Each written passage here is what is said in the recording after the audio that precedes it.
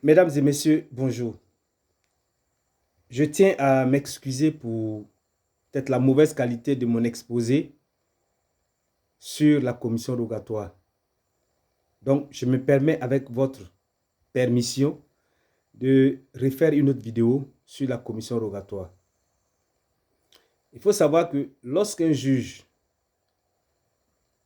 doit accomplir un acte nécessaire à la procédure, mais qui est dans l'impossibilité d'accomplir lui-même l'acte, va désigner, si l'acte doit être accompli dans le territoire de son tribunal, un officier de police judiciaire à qui il va donner ses pouvoirs pour accomplir l'acte. Si l'acte doit être accompli dans le territoire d'un autre tribunal, alors il va donner pouvoir à un autre juge pour accomplir cet acte-là. Dans le cas du juge d'instruction, lorsque le juge d'instruction doit accomplir un acte qui est nécessaire à la procédure, qui est nécessaire à l'enquête, et que lui-même ne peut pas accomplir l'acte, il va choisir un officier de police judiciaire si l'acte à accomplir doit être accompli dans le territoire du juge d'instruction. Il va choisir un officier de police judiciaire à qui il va déléguer ses pouvoirs.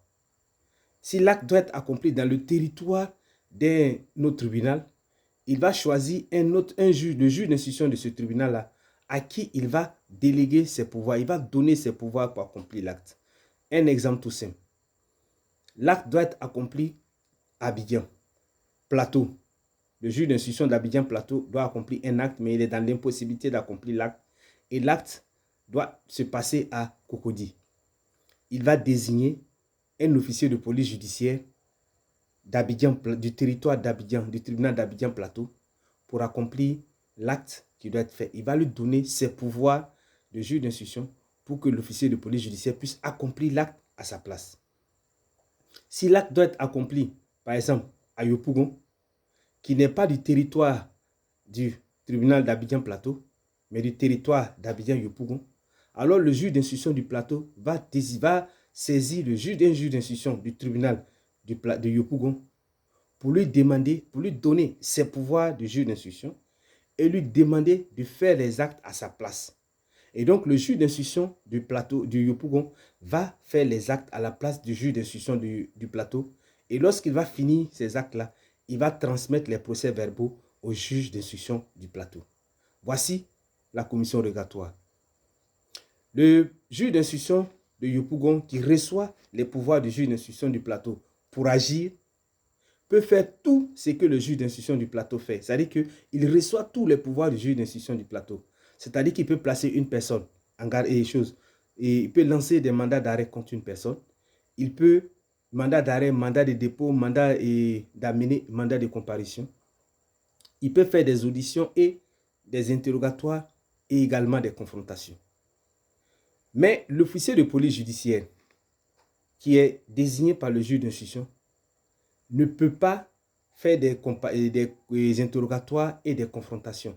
Il peut faire tous les actes sauf des interrogatoires et des confrontations. Il faut savoir que lorsqu'on parle d'interrogatoire, il s'agit de la personne mise en cause. Et lorsqu'on parle d'audition, il s'agit soit des témoins, soit de la partie civile qui sont entendus. Lorsque le juge d'instruction de Yopougon, par exemple, reçoit la délégation du pouvoir, reçoit les pouvoirs du juge d'instruction du Plateau pour accomplir les actes, si lui-même, le juge d'instruction de Yopougon, est dans l'impossibilité d'accomplir les actes lui-même, il peut à son tour désigner un officier de police judiciaire du territoire du tribunal de Yopougon pour accomplir les actes. Et lorsque l'officier de police judiciaire accomplit ces actes-là, il va transmettre les procès-verbaux au juge d'instruction de Yopougon. Et le juge d'instruction de Yopougon qui reçoit les procès-verbaux va à son tour les transmettre au juge d'instruction du Plateau qui a donné la commission rogatoire. Et que ce soit l'officier de police judiciaire désigné par exemple par le juge d'instruction de Yopougon ou l'officier de police judiciaire désigné par le juge d'instruction du Plateau, ils ne peuvent pas faire de confrontation. Ils peuvent faire tous les actes sauf les confrontations. La commission rogatoire doit être écrite. Le juge, pour donner la commission rogatoire, il doit le donner dans un document écrit. Donc, la commission rogatoire doit être écrite. La commission rogatoire doit être datée, signée par le juge d'instruction qui met son cachet. La commission rogatoire doit préciser les actes qui vont être faits au cours de cette commission-là.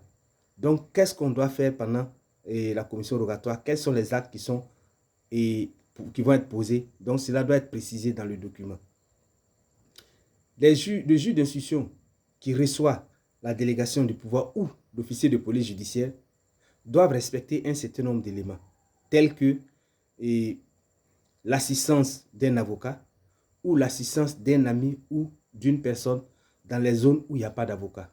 Donc, si la délégation du pouvoir se passe à Agouville, alors le juge d'instruction ou l'officier de police judiciaire doivent respecter le fait que la personne peut demander l'assistance d'un ami ou d'un parent, parce que dans ces zones-là, dans la zone d'Agouville, il n'y a pas d'avocat.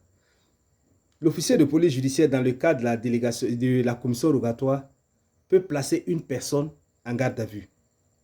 Mais il doit prendre soin d'informer le procureur de la République de ce qu'une personne, dans le cadre de la commission rogatoire, sera placée en garde à vue. La garde à vue est de 48 heures. Elle peut être prolongée de 48 heures avec l'autorisation du procureur. Et la loi dit que le procureur doit donner une autorisation qui laisse trace, c'est-à-dire qu'il doit pouvoir avoir les éléments qui prouvent que le procureur a donné effectivement l'autorisation pour prolonger la garde à vue dans le cadre de la commission rogatoire. Lorsque la commission rogatoire doit se passer dans plusieurs endroits du territoire,